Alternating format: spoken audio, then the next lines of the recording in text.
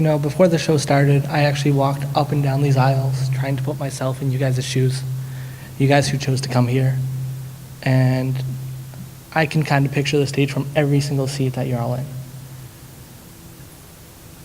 I hope that you guys will take this opportunity to put yourself in my seat for just a little bit.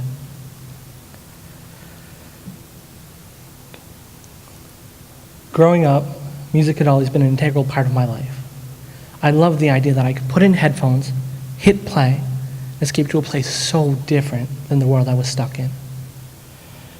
That ability to escape and find camaraderie in the songs that I listened to played a massive role in my adolescent life and still plays a large part today. As I began to have my mental health decline, it became my primary source of solace. Hearing the drums and guitar riffs blare across the track in a rhythm that seemed to match my own racing heart gave me a sense of peace when everything else was chaos. Screaming out the lyrics of my favorite bands left my throat raw and my body with a sense of lightness that I couldn't find from anything else. Flash forward to many years later, and I'm still following that same pattern, utilizing music as healthy as mosh pit can be, coping mechanism. Expecting it to always stay this way, to always have new music and new avenues to express the sea of emotions that I feel, and the turmoil I face every day as I battle depression, among other challenges. And then one day it happened. The lead singer from a band that had helped me so greatly lost his battle to mental illness. He committed suicide, and I felt like my world was shaken. Here was someone who had everything I could ever want. He had a family, friends, fame, fortune, everything, and he still lost his battle. I found myself paralyzed with a new fear. If he lost after having it all, how could I possibly make it? How can I win my battle if I go home to an empty apartment, struggling for money with no sense of purpose or legacy? I had struggled for so long, and I had lost so much to my mental illness. And I always tried to hold up hope that if I just had something more, I'd be able to ensure I was victorious, that the enemy within me wouldn't win.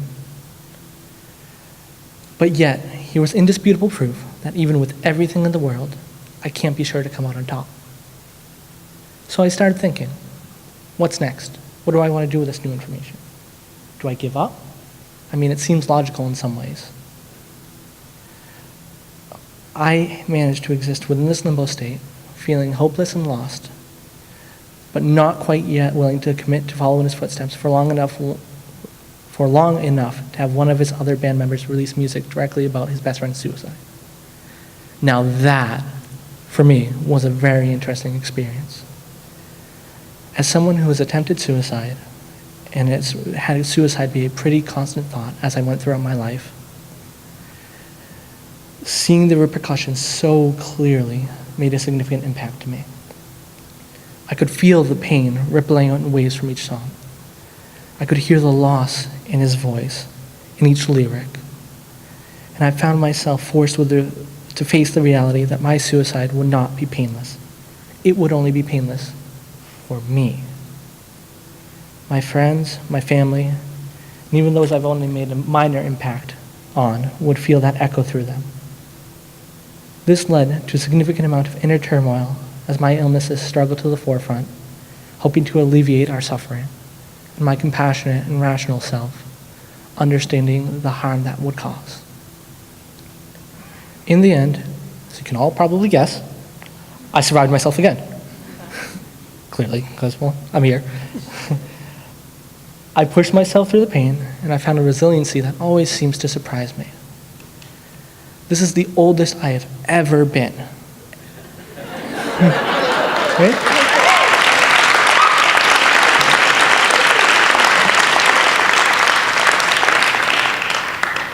Which means that every single day I've been successful in fighting. That through the days that I thought I couldn't make it, through the tragedies and trials, through all of them, I have been victorious. Sometimes it is as basic as looking down at the ground and moving one foot in front of the other. And other days, on my strong days, I feel like I am running headlong towards whatever dream I hold at that particular moment.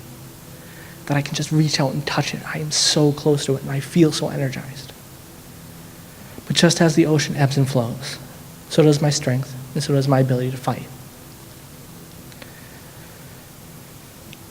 I do truly believe, though, that I am stronger for it, even after all the suffering.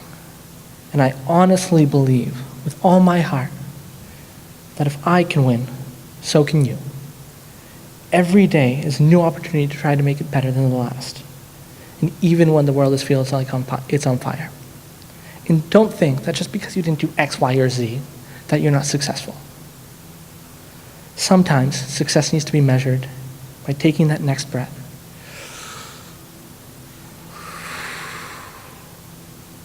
Or by doing that small yet insurmountable task. Be kind to yourself as you fight. Be your own biggest fan and hold immense compassion for the beautiful and imperfect being that you are. I've taken these tragedies and I've allowed it to change who I am. I've allowed it to resonate with me in a way that gives me the courage to stand up here today and talk to you all about what I face. I want to do my part in making sure that there isn't anyone who feels so alone that they can't make it through the night. I want to do my part to let you know that you don't struggle by yourself.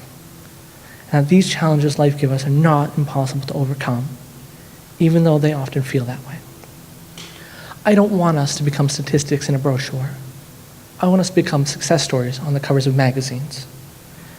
I want each and every one of us here today to become so powerful and so strong within ourselves that our illnesses never win.